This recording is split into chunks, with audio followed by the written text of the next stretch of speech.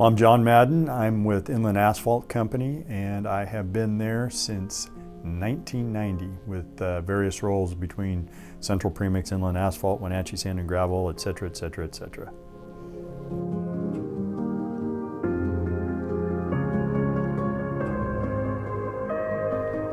When I was president of the AGC, in the chairs with me were Hollis Barnett from Garco Construction, first vice president, and second vice president was Chris Myers from N.A. Dagerstrom.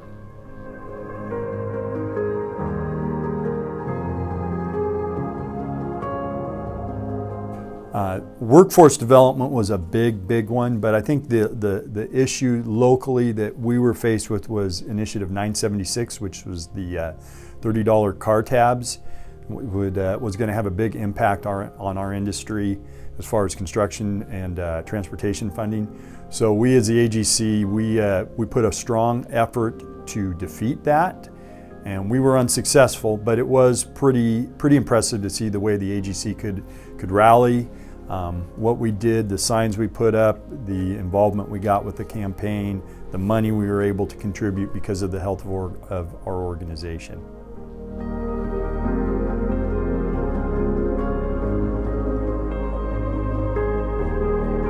We just signed an agreement with the Idaho AGC to have a joint membership agreement with North Idaho.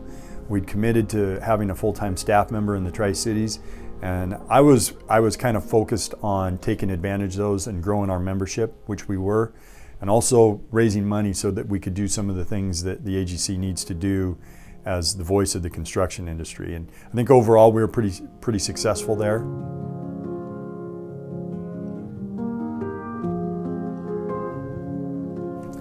The events that I was able to attend and be part of as AGC president that had the most impact were the NCLC in Washington, D.C., going back there 3 times.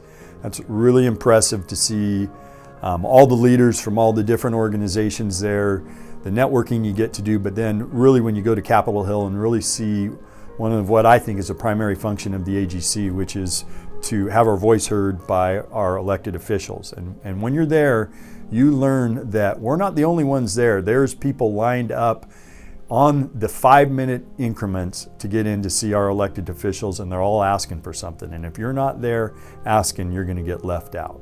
The conventions that I went to in New Orleans and Denver were outstanding. The parties were even better. In New Orleans, you can imagine that, but Denver did a pretty good job as well.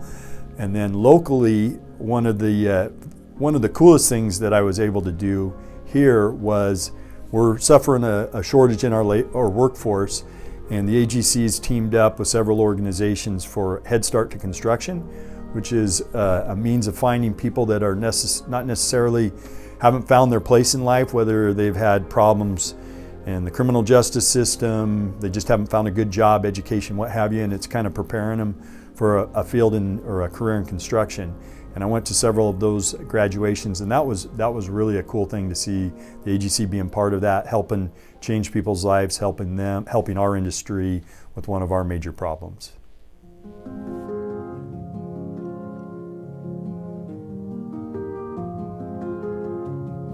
Well, I'll tell you what, I can't take credit for this, but the industry was really smoking when I was president of the AGC. 2019, we had a record year for retro, which is basically we worked safely as an industry, and we worked a lot of hours. And membership grew, and our members were successful in moving up in the tiers of their membership level. So the economy was really good when I was the AGC president.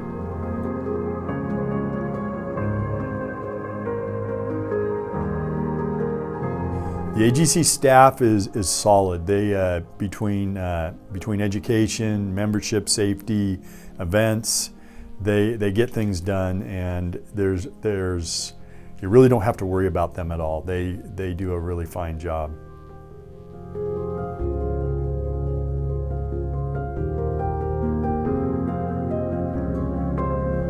Well, I kind of tripped into construction. I grew up a Spokane boy, finished college, and was looking for a job, and the Murphys hired me at Central Premix in kind of an entry-level position. Next thing you know, I'm seeing I'm part of, we're a part of all these building projects, and it's kind of cool to go around town and see you're part of a housing development that people live in, or the Spokane Arena, or a bridge that is going to be part of the community, and and the teamwork that requires to build these things. And I was kind of hooked, and here I am 30 years later.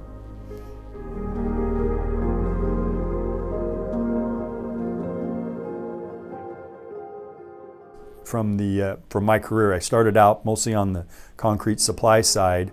I ended up in Umatilla, Oregon, working for Central Premix, and there was some major construction going on in that little tiny area. But the biggest project was a chemical weapon incinerator in Umatilla, which was a Corps of Engineers, very high spec, demanding project where I learned a lot.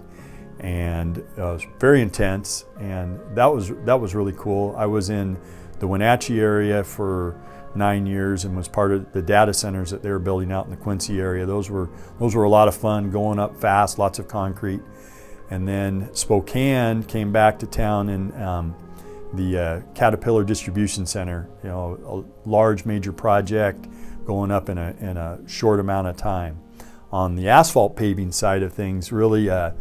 2018, Inland Asphalt, we redid Division Street for WashDOT from I-90 to Euclid, and we won the Carl Miner Award for that, which is the WashDOT equivalent of the Lombardi Trophy. So that was pretty cool to do.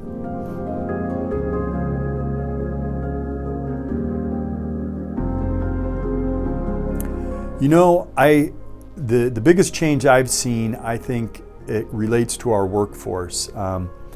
I think we've got some perceptions with construction as an industry. It's hard to find people, and it's a great job, and it seems to have slipped a little bit. I think maybe it's me personally, but me growing up, I kind of looked up to the people doing this type of work, and I think a lot of people in the community, whether you were gonna manage the projects, you're gonna be a business owner, or we're gonna work in the field.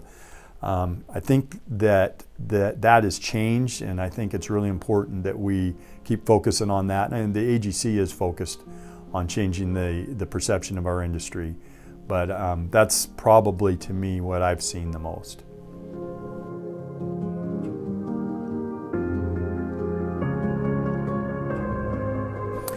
Inland Asphalt has been a member of the AGC since 1947. Originally started out in 1934, but joined the AGC in 1947.